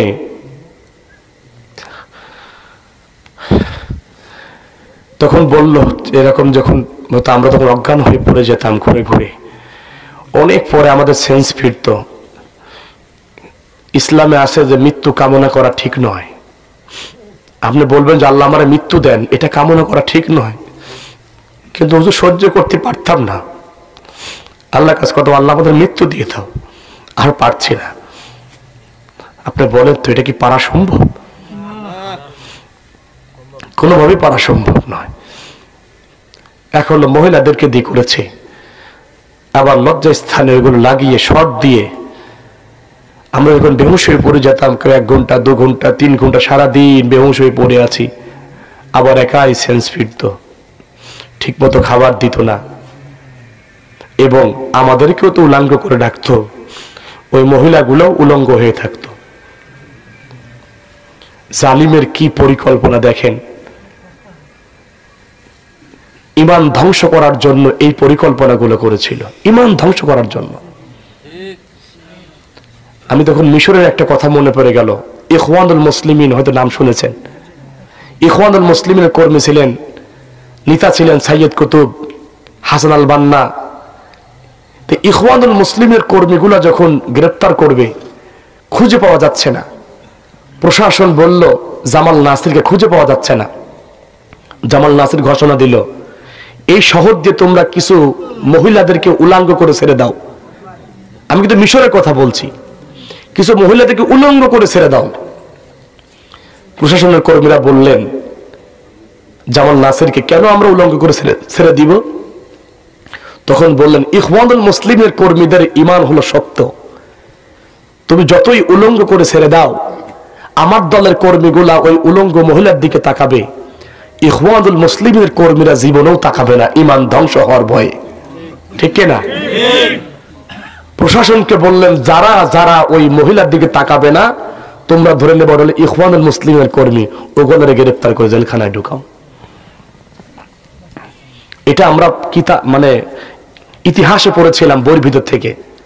বাংলাদেশের এই কথাগুলো শুনে মনে হয় নিত্য নতুন কথা শুনছি। কসম আল্লাহ, কোনো কল্পনা করতে পারি নাই যে জালিম জুলুম করছে, জুলুমের পর্যায়ে যে এত নিম্ন হবে, এত দূরে যাবে, এত অত্যাচার করবে। আয়না ঘর নামে তাদের ঘরও আছে, এটা কখনো কল্পনা করি নাই। এবং রিপোর্টের ভিতর আসছে আয়নাঘর শুধু ঢাকাতে নয়, বাংলাদেশের বিভিন্ন পয়েন্টে আয়নাঘর করেছিলেন। অপরাধ কি? তাদের মতের বাহিরে যাওয়া, কোরআনটা মানা, ইসলামটা মানা, দিনটা মানা, তাদের উপরে জুলুম অত্যাচার গুলো চলেছেন। কথা কোন ঠিক কিনা? আমরা এই কথাগুলো বললে আপনার কলিজায় লাগে, যখন লাগে মনে করতে হবে যে আপনারও ভেজাল আছে। কথা কন না কেন? ইব্রাহিম আলাইহিস সালামকে যখন ধরে নিয়ে গেলেন, ইব্রাহিম আলাইহিস সালামকে বললেন তোকে মেরে ফেলবো, হত্যা করবো, পুরাই দিব। ইব্রাহিমকে এটা দেখায় লাভ নাই, বাঁচা মরা একজন হাতে, তিনি কে? আল্লাহ। বন্ধুরা, ইব্রাহিম আলাইহিস সালাম বললেন তুমি আমাকে মারতে পারবে না, বাঁচা আমার একজনের হাতে, তিনি ছাড়া কেউ আমাদের মারতে পারবেন না, সম্ভব নয়। ও বন্ধু, কারণ ইব্রাহিম সাল্লাম সহ অসংখ্য নবী রাসূল যারা এসেছিলেন, খোলাফায়ে রাশিদিন, তাবেঈন, সাহাবা আজমাইন যারা এসেছিলেন, ইসলামের জন্য যারাই কাজ করে, তাদের একটাই চিন্তা হলো দুনিয়াকে তুচ্ছ তাচ্ছিল্য মনে করে পরকালকে তারা চায়। কথা কোন ঠিক কিনা? বিশ্বনবীর সাহাবী হযরত সাদ রাদিয়াল্লাহু তাআলা আনহু কালো একজন সাহাবী ছিলেন, একেবারে উস্কো খুস্কো, বিয়ে হয় না, বিবাহের জন্য পাগল হয়ে যায়। এই সাদ একদিন বিশ্বনবীর কাছে বললেন, ইয়া রাসূলুল্লাহ, ইয়া হাবিবাল্লাহ, আমি তো বিয়ে করতে চাই কিন্তু আমার কেউ মেয়ে দেয় না, সবাই আমাকে তাড়িয়ে দেয়, বলে তোমার চেহারা ভালো না, তোমার দেখতে ভালো দেখা যায় না, বয়সটা বেড়ে গিয়েছে, তোমার সাথে মেয়ে বিয়ে দেব না। ইয়া রাসূলুল্লাহ, আমি তো বিয়ে করতে চাই। বিশ্বনবী বলে, আমার পাগলারে চিন্তা করিস না, এই মদিনার সবচেয়ে সুন্দরী মেয়ে হলো ইবনে উহাবের কন্যা, আর এই মদিনার সবচেয়ে ধন্যাঢ্য ব্যক্তি হলো ইবনে উহাব। আমি বিশ্বনবী ইবনে উহাবের কন্যার সাথে তোর বিয়েটা সিলেক্ট করে দিলাম, তুই এটা আমার পক্ষ থেকে প্রস্তাবটা নিয়ে যা। সাদ আলা সাদ বিশ্বনবীর কথা অনুযায়ী, এইবার বিশ্বনবীর কথা অনুযায়ী ইবনে উহাবের বাড়িতে চলে গেলেন। যাওয়ার পরে যখন গেটে নক করলেন, ইবনে উহাব গেটটা খুলে দিয়ে দেখলেন একজন পাগলের মতো দাঁড়িয়ে রয়েছে। ইবনে উহাব বললেন, তুমি কে গো? তিনি বললেন, আমি তো বিশ্বনবীর সাহাবী। ইবনে উহাব ভেবেছেন হয়তো কোনো ফকির বা সাহায্যের জন্য এসেছে। ইবনে উহাব বলছে, তোমার কোনো সাহায্যের প্রয়োজন, তোমার কোনো সহযোগিতা লাগবে, তুমি কি ভিখারি এজন্য এসেছো? উনি বলছেন, না চাচা, যে আমি কোনো সাহায্যের জন্য আসি নাই, বিশ্ব নবী আমাকে পাঠিয়েছেন তাই এসেছি। কি জন্য এসেছো বলো? তখন বল, চাচা আমি কিন্তু নিজে ইচ্ছা আসি নাই, আমার আসার জন্য কোনো চিন্তা ভাবনাও নেই, আমি এসেছি বিশ্ব নবী আমাকে পাঠিয়েছেন, এজন্য এসেছি। কি জন্য বলো? আপনার নাকি একটা মেয়ে আছে। ইবনে উহাব বলছেন, জি আমার একটা মেয়ে আছে, বিশ্ব নবী আপনার মেয়ের সাথে আমাকে পাত্র হিসাবে সিলেক্ট করে আপনার কাছে প্রস্তাব হিসাবে পাঠিয়েছেন। একথা বলা দেরি, ইবনে উহাবের রাগ হতে দেরি হলেন না। ইবনে উহাব প্রচন্ড রাগ হয়ে গেলেন আর বলছেন, ও সাদ আলা সাদ, তোমার তো সাহসটা মন্দ নয়, তুমি কোন যোগ্যতায়, কোন সাহসে, কোন হিম্মতে তুমি আমার মেয়ের বিয়ের জন্য এসেছো? তুমি কি আমাকে চিনো? বলে, জি আমি আপনাকে চিনি। আমার মেয়ে সম্পর্কে তোমার কোনো আইডিয়া আছে? সাদ আলা সাদ বলছেন, আপনার মেয়ে হলো এই মদিনার সবচেয়ে সুন্দরী মেয়ে, এই মদিনার সবচেয়ে শিল্পপতি, সবচেয়ে ধনী মানুষ হলো আপনি, আমি সবই জানি। এইবার তিনি বলছেন, জানার পরও তুমি কেন এসেছো? ও ছেলের বাবারা, ও মেয়ের বাবারা, ও যুবকেরা, ও তরুণরা, কিশোরেরা, একটু ভালো করে খেয়াল করে যান। আমরা যারা পরকালের পুরস্কার চাই, পরকালের পুরস্কারের মুখে চাইলে হবে না, বিশ্বনবীর সাহাবী সাদ আলা সাদের মতো চাওয়া লাগবে। এইবার প্রচন্ড রাগান্বিত হয়ে সাদ বললেন, চাচাজি মাফ করে দিবেন, আমি চলে যাচ্ছি, আমি নিজেই চাষি নাই। এমত সময় যখন চলে আসবেন, ঘরের মধ্য থেকে মেইলি কণ্ঠ আওয়াজ বেশি আসলো, আব্বা যান, আব্বা জানো আমার বাবা, ওই যে বিশ্ব নবীর যে সাহাবী এসেছেন, আপনি তাকে যেতে দিবেন না, ঠেকান। এইবার বাবা বলছেন, কেন মেয়ে যেতে দিব না? কারণ হলো উনি যে বিবাহের প্রস্তাব নিয়ে আসছেন বাবা, আমি আপনার মেয়ে হয়ে এই প্রস্তাবে রাজি। জোরে কোন সুবহানাল্লাহ। বন্ধুরা আমার, এইবার বাবা বলছেন, আমি তুমি কি এই সাহাবীকে তুমি দেখেছো? এই ছেলেকে কি তুমি দেখেছো? মেয়ে জবাব দিচ্ছে, বাবা আমি তাকে দেখি নাই, দেখার কোনো চিন্তা ভাবনাও নাই, দেখার কোনো কারণ নাই, দেখতেও চাই না। এইবার বাবা বলছে, শোনো, এর কিন্তু দেখতে ভালো দেখা যায় না, চুলগুলো উস্কো খুস্কো, বয়স কিন্তু বেড়ে গিয়েছে, আবার কোনো সম্পদ নাই, বাড়ি গাড়িও নাই, তোমার নিয়ে একটু ভালো মতো রাখবে। সাফ সাফ মেয়ে জবাব দিচ্ছে, বাবা দেখতে কেমন আমার দেখার বিষয় নয়, সম্পদ আছে কিনা জানার বিষয় নয়, তবে এতটুকু জানি তোমার মেয়ের জন্য বিশ্ব নবী যে পাত্র সিলেক্ট করে দিয়েছেন, ওই পাত্রের চাইতে ভালো পাত্র আমার কাছে আসমানের নিচে জমিনের উপরে আর দ্বিতীয়টা হতে পারে না। কথা কোন ঠিক কিনা? মেয়ের ইমান আর বাবার ইমান পার্থক্য আছে না নাই? মেয়ের ইমান আর বাবার ইমানের ভিতরে কত পার্থক্য! সাদ মাথা নিচে করে কান্না শুরু করে দিল, আরে বাবা কি বলে আর মেয়ে কি বলে? এইবার মেয়ে বলে, ও বিশ্ব নবীর সাহাবী, আমি আপনাকে দেখি নাই, আমাদের ভিতরে যা কিছু ঘটে গিয়েছে বিশ্ব নবীকে আপনি একটা কথাও বলবেন না। এই প্রস্তাবে আমি রাজি, তবে দুইটা শর্ত আছে। নাম্বার 1 শর্ত, আমাদের বিয়ের কতটুকু কাবিলনামা হবে এটা বিশ্ব নবী নির্ধারণ করে দিবে, এবং আমাদের বিয়ের উকালতি বিশ্ব নবীকে করতে হবে। এই প্রস্তাব পেয়ে যখন সাদ চলে আসলেন, বিশ্ব নবীকে সবকিছু খুলে বললেন। খুলে বলার পরে বিশ্ব নবীকে, ঠিক আছে যেহেতু রাজি হয়েছে, তুমি বিয়ের পিঁড়িতে বসে যাও। এইবার সাদ বলেন, ইয়া রাসূলুল্লাহ, কিন্তু সমস্যা দুইটা, এই বিয়ের উকালতি আপনাকে করতে হবে, কতটুকু কাবিলনামা এটাও নির্ধারণ আপনি করে দিতে হবে। বিশ্ব নবী বললেন, ও আমার পাগলা শোনো, ও আমার পাগলা শোনো, এই বিয়ের জন্য উকালতি ঠিক আছে আমি করব, আর কাবিলনামা হলো 700 দিরহাম, আমি কাবিলনামা নির্ধারণ করে দিলাম। সাদ উঠে চলে যায়। বিশ্বনবী বলে, কি হয়েছে বসো? কয় 400 দিনার আপনি নির্ধারণ করে দিয়েছেন, আমি সাদের জীবন্ত দশায় আজ পর্যন্ত 40 দিরহাম সম্পদ কেমন হয় আমার হাতে আজ পর্যন্ত এমন সম্পদ আমি দেখতে পাই নাই। 40 যেহেতু সম্ভব নয়, 400 আমার দ্বারা সম্ভব না, কপালে বিয়ে নাই। ইয়া রাসূলুল্লাহ সাল্লাল্লাহু। বিশ্বনবী বলে, পাগলা দাঁড়াও রে, তুমি চিন্তা করো না, দাঁড়াও, ব্যবস্থা তো ইনশাআল্লাহ করে দিব। এইবার বললেন, যাও আমার অমুক সাহাবীর কাছে, যাও আমার অমুক সাহাবীর কাছে। এইবার সাদ চলে গেল এক সাহাবীর কাছে, যেগুলো উসমান জিন্নুরাইনের কাছে। যাওয়ার পরে সবকিছু খুলে বললেন। উসমান জিন্নুরাইন ঘরের মধ্য থেকে 200 দিরহাম নিয়ে এসে দিলেন। এইবার দৌড়ায় চলে আসে, বলে, দাঁড়াও, দৌড়াচ্ছ কেন? কয় তো দিলেন তো 200 চলে যায়।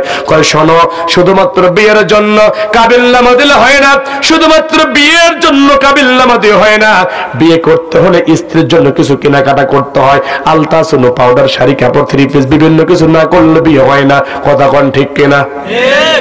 শুধুমাত্র কাবিলনামা দিয়ে হয় না, আর কিছু সম্পদ দিলেন, এইটা নিয়ে তুমি একটু কাবিলনা, এইটা নিয়ে বাজার সদাই করবা, তোমার স্ত্রীর জন্য কিছু উপহার গিফট কিনবা। এইবার দৌড়াই দ্বিতীয় সাহাবীর কাছে চলে গেলেন। দ্বিতীয় সাহাবী ঘরের মধ্য থেকে 200 দিরহাম দিলেন। দুনিতে দৌড়াই চলে আসে। উনি বলে, দেখে আয় পাগলা, দৌড়াচ্ছিস কেন? এই নে আরো কিছু, এটা নিয়ে কিছু কেনাকাটা করবি, তোর স্ত্রীর জন্য, তোর বিবির জন্য কিছু উপহার গিফট কিনে নিয়ে যাবি। সাদ আবেগে চোখের পানি ছেড়ে দিলেন, আরে বিশ্ব নবী আমার কাবিলনামার জন্য পাঠাইলে, আমার আল্লাহর দয়ার সাগর, কাবিলনামাও হয়ে গেল, মার্কেটিং এ হয়ে গেল। এইবার খুব আনন্দ চিত্রে সাদ চলে গেলেন মদিনার বাজারে। মদিনার বাজারে গিয়ে দোকানদারকে বলছো, দোকানদার ভাই এটা সেটা দাও। দোকানদার বলে, সাদ তুই কি হয়েছে রে, এগুলা কেন কিনছিস? কয়, কিনছি কেন বলা যাবে না, আমার বিয়ে ঠিক হয়েছে। দোকানদার বলে, কোন বিয়ে ঠিক হয়েছে? কয়, বলা যাবে না। দোকানদার কয়, কেন বলা যাবে না? কয়, যদি বলি তুমি বিয়ে ভেঙে দিবানে।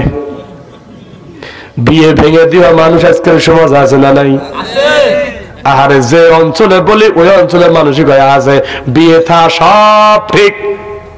হঠাৎ করে বাড়ির পাশের থেকে একজন মুরব্বী, সেও নামাজি মানুষ, চলে যায় 10 কিলো হাইটে সে জাওয়ানের বাড়ি। আছে না নাই? কয় তুমি আর জাগা পাও নাই সওয়াল বিয়ে দিবার, কি হয়েছে? আর ওই যে কয়েকদিন আগে এক জায়গায় তো আসলো, হলে ধরা খাইছে, হলে এটা হয়েছে, আছে না নাই? আহারে এরকম শয়তান অনেক গ্রামে আছে, আছে না ভাই?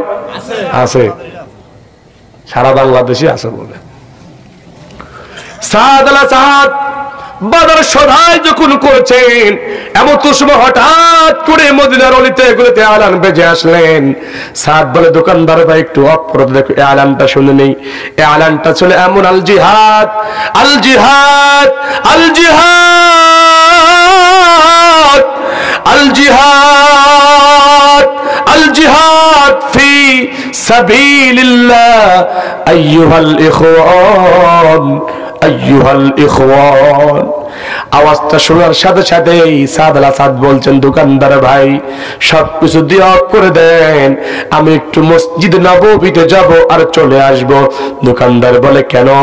বিশ্ব নবী জিহাদের ময়দানে যাওয়ার জন্য ডাক দিয়েছেন, এলান দিয়েছেন, আমি একটু বিশ্ব নবীর কাছে যাব আর আমার নামটা তালিকাভুক্ত করে দিয়ে চলে আসব, তুমি একটু দাঁড়াও। এইবার সাদ আল আসাদ পাগলের মতো দৌড়ানো শুরু করেছে। সবাই শুধু তাকিয়ে থাকে, হারে কিছুক্ষণ আগে তো হাসতে হাসতে বাজারে আসতেন বাজার সদাই করার জন্য, বিয়ের পিড়িতে বসবে, কেন এরকম দৌড়ায়? সবাই বলে সাদ কি হয়েছে রে? কয় বলার সময় নাই, বিশ্বনবী ডাক দিয়েছেন, আমি আর নিজের কন্ট্রোল করতে পারছি না, বাতিলের বিরুদ্ধে আন্দোলন করার জন্য এখন আমার নামটা লিস্টে দিতে চাই, নামটা তালিকাভুক্ত করতে চাই, তোমরা একটু থাকো। এইবার চলে গেলেন সাদ আল আসাদ, মসজিদ নববীতে চলে গেলেন। মসজিদ নববীর সামনে গিয়ে সাদ আল আসাদ লক্ষ্য করলেন চতুর্দিক থেকে মানুষ সাহাবীরা ঝাঁকে ঝাঁকে এসে সাদ আল আসাদের মতো সবাই একজনের উপর আরেকজন হুবড়ি খেয়ে পড়ছে, সবাই একজনের উপর আরেকজন হুবড়ি খেয়ে পড়ছে। সাদ আল আসাদ চিন্তা করলেন, এখন যদি নামটা লেখা দিতে যাই, বিশ্বনবী হয়তো আমার নামটা নিবে না, আমি চলে যাই, বরং কালকে আমি পিছনে পিছনে লুকায় লুকায় জিহাদের ময়দানে চলে যাব। সাদ আল আসাদ আবার পুনরায় দোকানে ফিরে আসলেন। আসার পরে বললেন, দোকানদার ভাই আপনি আমাকে ক্ষমা করে দিবেন, মাফ করে দিবেন, আগের মাল সামানা সবকিছু রেখে দেন। এই যে রেখে দেওয়ার পরে এই যে আমার পকেটে কাবিল্লা আমার 400 দিরহাম রয়েছে, এটা দিয়ে আমার একটি তেজি তরতাজা একটি ঘোড়া দেন, সুবহানাল্লাহ বলেন। আর এই যে আমার এই পকেটে মার্কেটিং এর যর্থগুলা রয়েছে, এটা দিয়ে আমার ঢাল দেন, তরবারি দেন, অস্ত্র দেন। দোকানদার বলে কি হয়েছে? কয় কি হয় নাই, বিশ্ব নবী ডাক দিয়েছেন, আল্লাহর জমিন আল্লাহর দিন কায়েম করতে হবে, স্বৈরা শাসককে হটাইতে হবে, সকল বৈষম্য দূর করতে হবে, আল্লাহর জমিন আল্লাহর খেলাফত প্রতিষ্ঠার জন্য বিশ্ব নবী ডাক দিয়েছেন। এই ডাকে আমি সাদ আল আসাদ আর নিজেকে আর ধরে রাখতে পারলাম না, আগামী কালকে আমি জিহাদের ময়দানে রওনা হয়ে যাব। ও যুবকেরা, ও তরুণেরা, আল্লাহর জমিন আল্লাহর দিন কায়েমের জন্য সাদ আল আসাদ আর কোনো চিন্তা না করে পরের দিন সকালে যে বুকটা বেঁধে যখন জিহাদের ময়দানে রওনা হয়ে গেলেন, এমত অবস্থায় পথের মধ্যে কিছু কিছু সাহাবীরা বলছেন, আমাদের ভিতরে মুখ বাঁধা ব্যক্তিটা হয়তো আমাদের কোনো শত্রু হবে। এইবার হযরত আলী রাদিয়াল্লাহু তাআলা আনহু বলছেন, না, আমাদের ভিতরে কোনো শত্রু থাকতে পারে না, হয়তো কোনো ব্যক্তিগত সমস্যা অসুবিধার কারণে উনি মুখটা বেঁধে আসছেন, তোমরা এটা কখনো সন্দেহ করো না। এইবার জিহাদের ময়দানে চলে গেলেন। জিহাদের ময়দানে যাওয়ার পরে বিশ্ব নবী সাহাবাজ মানে এক একটা পয়েন্টে সেট করে দিচ্ছেন, গুরুত্ব পয়েন্টে সাহাবাদেরকে সেট করে দিচ্ছেন। আর নিজেকে আর সামলাইতে না পেরে বিশ্ব নবীর সামনে গিয়ে মুখটা খুলে বলছেন, ইয়া রাসূলুল্লাহ, ইয়া হাবিবাল্লাহ, আপনি রাগ করবেন না, আমার উপরে রাগান্বিত হবেন না।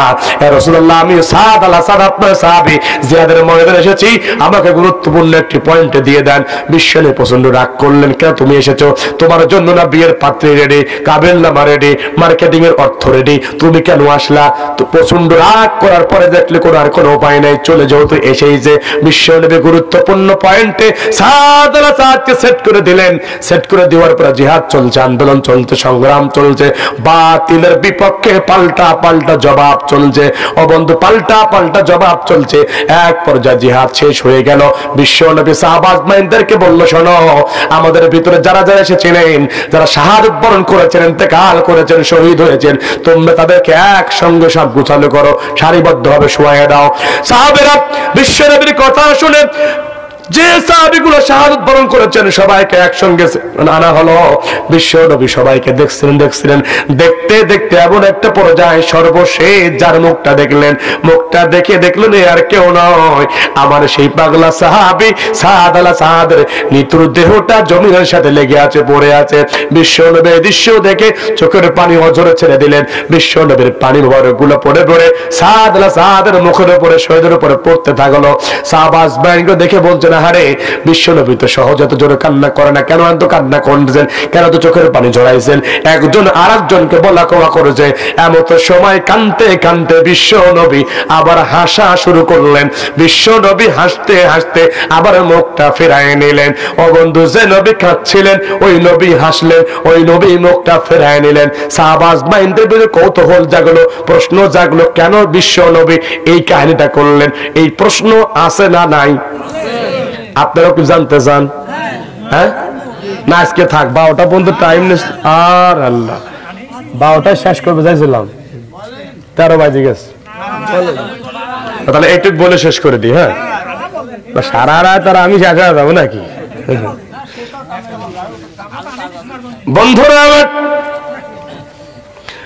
বন্ধুরা আমার সাহাবরা প্রশ্ন করলেন, ইয়া রাসূলুল্লাহ, ইয়া হাবিবাল্লাহ, ও যারা সুজানগরের জনগণ, আপনি একটু ভালো করে শুনুন। মেয়ের বাবারা, ছেলের বাবারা, মেয়ের মারা, ছেলের মারা, ও যুবকরা, তরুণরা, বিশ্বনবীর সাহাবীদের শিক্ষা নিয়ে যাবেন আর নিজেকে ওইভাবে সেট করবেন ইসলামের জন্য। সাহাবাজ মাইন্ডা বললেন, ইয়া রাসূলুল্লাহ, আপনি অজোরে কান্না করলেন কেন, হাসলেন কেন, মুখটা ফিরাই দিলেন কেন, আমরা জানতে চাই। আবার সব সাহাবী বাদ দিয়ে এই শেষে এই সাহাবীর দিকে তাকিয়ে কেন কান্না করলেন?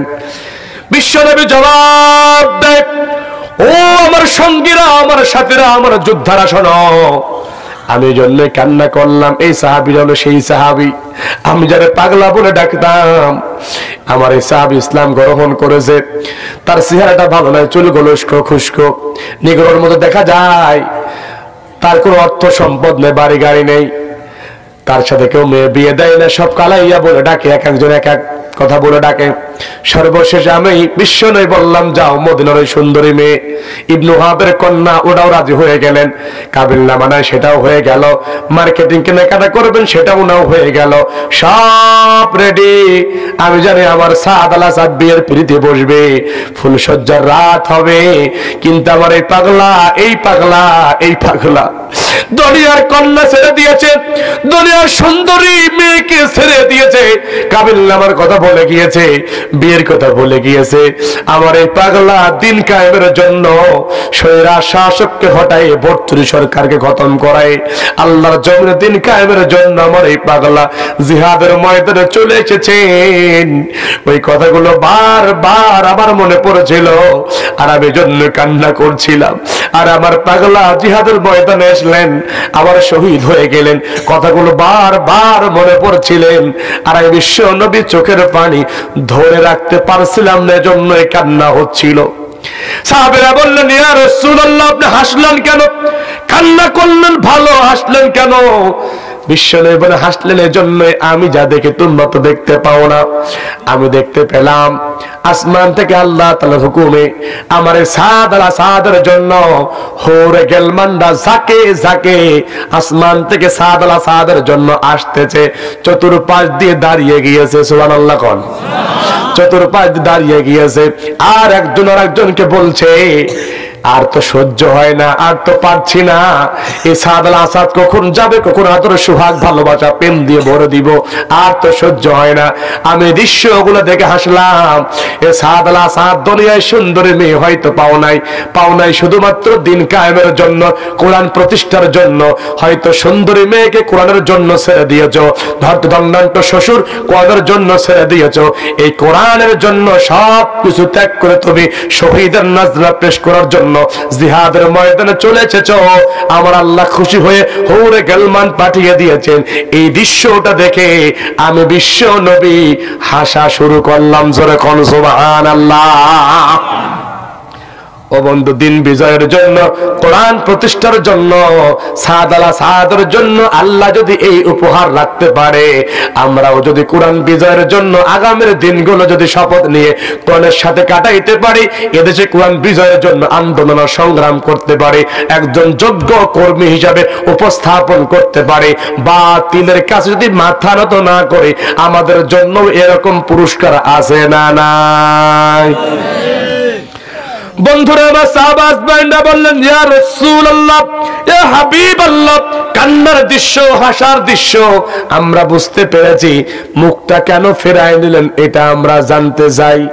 এইবার সাহাবাজ ভাইদের প্রশ্নের কথা বিশ্বনবী বললেন, ও আমার সাহাবীরা শোনো, মুখটা ফেরায় নিলাম এজন্যই আমি দেখতে পেলাম আমার সাদকে হুরে গেল মান্না যখন বলা কোয়া করে আর নিজে কন্ট্রোল করতে পারলেন না, নিজেকে ধরে রাখতে না পেরে আবার চোখের সামনে দেখতে পেলাম আমার সাদকে আদর আর সোহাগ দেওয়া শুরু করে দিলেন। আমি বিশ্ব নবী লজ্জায় মুখটা ঘুরায় নিলাম। জোরে জোরে করো সুবহানাল্লাহ। বন্ধুরা আমার, সাদ বিয়ে হয় না, কেউ বিয়ে দেয় না, মেয়ে রেডি হয়ে গেল, কাবিল নাবার সম্পদ দেওয়া ওটাও রেডি হয়ে গেল, মার্কেটিং কেনাকাটা করবে তাও না রেডি হয়ে গেল। ও বন্ধু, সব রেডি, শুধুমাত্র বিয়ের পিড়িতে বসবে। ইসলামের ডাক যখন চলে আসলো, সব কিছু ছেড়ে দিয়ে আমার শহীদ আবু সাইদ ভাইয়ের মতো ময়দানে ঝাঁপিয়ে পড়লেন। ময়দানে ঝাঁপিয়ে পড়ার কারণে সাদের প্রতি যিনি খুশি হলেন তিনি কে? সবাই বলতে হবে তিনি কে? ও পাবনা সুজনগরের মানিকহার জনগণ, আমরাও যদি আগামী দিনে এই কোরআনের জন্য, দ্বীন কায়েমের জন্য সকল তন্ত্র মন্ত্রকে বাদ দিয়ে জমিন যার আইন চলবে, তার বিধান চলবে, তার আল্লাহর জন্য কোনো মানুষের আইন চলতে পারে না। যদি মুসলমান হিসাবে দাবি করি, মুসলমানদের একটাই কথা চলবে, প্রত্যেকটা সেক্টরে আইন চলবে একজনের, তিনি কে? সবাই বলেন তিনি কে? আল্লাহর এই জমিনে আল্লাহর আইন বাস্তবায়নের জন্য, আল্লাহর বিধান বাস্তবায়নের জন্য আগামী দিনে আমাদের জায়গা থেকে সর্বোচ্চ ত্যাগ স্বীকার করতে আমরা রাজি আছি না নাই? কারা কারা আছে আল্লাহকে হাত দেখান। নারে তাকবীর, নারে তাকবীর। আল কোরআনের আলো সংসদে জ্বলো, আল্লাহর আইন চাই, সাত লোকের শাসন চাই, আল্লাহর আইন চাই। নারে তাকবীর। আল্লাহ তাআলা কবুল করুক, বলো আমিন। যেই কইছে আল্লাহর আইন চাই, সাউন্ড কম, তাই না? আমরা চাইনি নাকি?